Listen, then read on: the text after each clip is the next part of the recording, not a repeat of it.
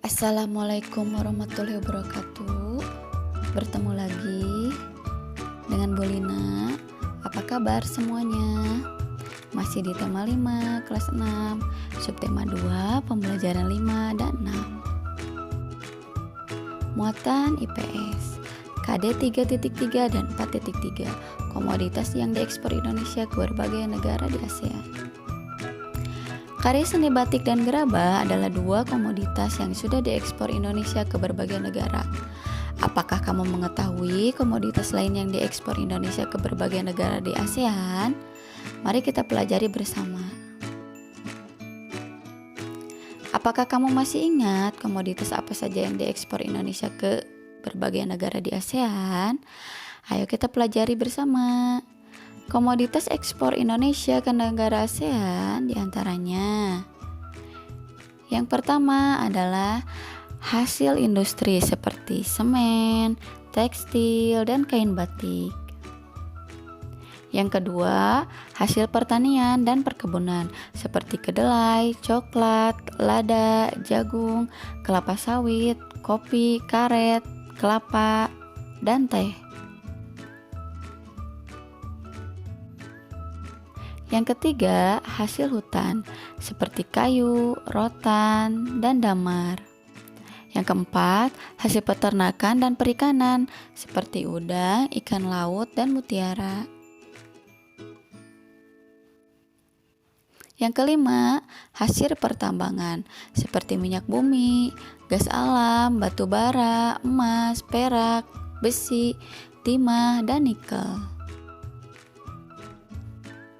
Itu adalah komoditas ekspor Indonesia ke negara ASEAN. Sekarang kamu tuliskan komoditas apa lagi yang diekspor dari Indonesia ke negara di ASEAN beserta negaranya. Ini ada di halaman 105 materi IPS. Silahkan dikerjakan ya. Banyak produk yang diekspor ke luar negeri dikemas sedemikian rupa. Selain untuk daya tarik, kemasan juga bertujuan untuk melindungi produk dari kerusakan. Muatan PPKN KD 3.3 dan 4.3, berbagai keberagaman wirausaha. Jenis-jenis usaha di lingkungan masyarakat. Yang pertama, ada usaha ekstraktif. Contohnya adalah penangkapan ikan dan pertambangan. Maksud dari usaha ekstraktif adalah jenis usaha yang bahan dasarnya diambil dari bahan alam yang ada di lingkungan sekitar. Yang kedua adalah usaha pertanian, contohnya pertanian padi, sayuran, dan palawija. Yang ketiga adalah usaha dagang, contohnya adalah orang yang berdagang atau mendagangkan barang tertentu. Yang keempat, usaha di bidang industri, contohnya adalah perusahaan tekstil, sepatu, dan kain. Yang kelima, usaha di bidang jasa, contohnya yang menawarkan jasa transportasi, asuransi, dan perbankan. Apakah kamu pernah mendengar tentang wirausaha Balitangi? Wah, dari namanya sepertinya menarik. Bisakah kamu menceritakan tentang Balitangi? Cermati cerita tentang usaha Ibu Made Yuliani berikut ini tentang Raga, Sukma, dan Semesta. Silakan kalian baca ceritanya ya. Ibu tunggu.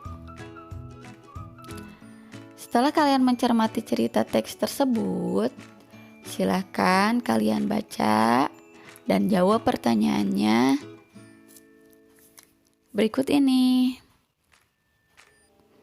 Apa saja jenis wirausaha yang dijalankan oleh Ibu Made Yuliani? Yaitu wirausaha Balitangi sebagai produk lokal yang kaya manfaat. Dan yang kedua, sikap apa yang bisa kita pelajari dari Ibu Made Yuliani? Usaha melestarikan produk lokal, berusaha bermanfaat bagi masyarakat, dan bertanggung jawab terhadap keterjagaan lingkungan alam. Selanjutnya, apa manfaat dari usaha yang dijalankan oleh Ibu Made Yuliani? Yaitu menyehatkan masyarakat, memberdayakan petani lokal, dan kondisi lingkungan yang tetap asri dan terjaga.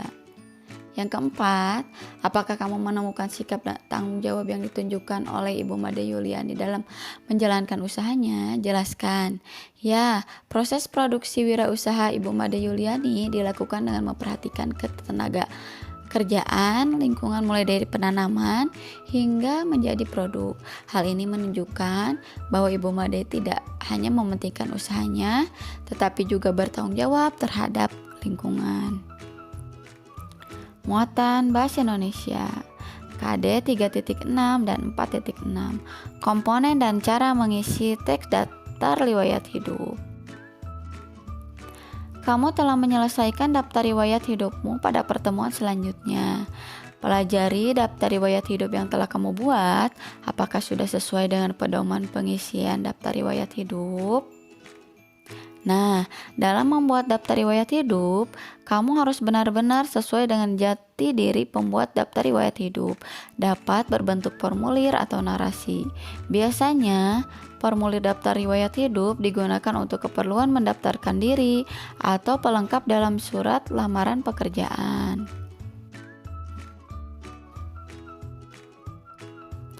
Pembelajaran hari ini telah selesai. Semoga semuanya sehat dan tugas-tugasnya jangan lupa untuk dikerjakan ya. Sampai bertemu lagi di video selanjutnya. Wassalamualaikum warahmatullahi wabarakatuh.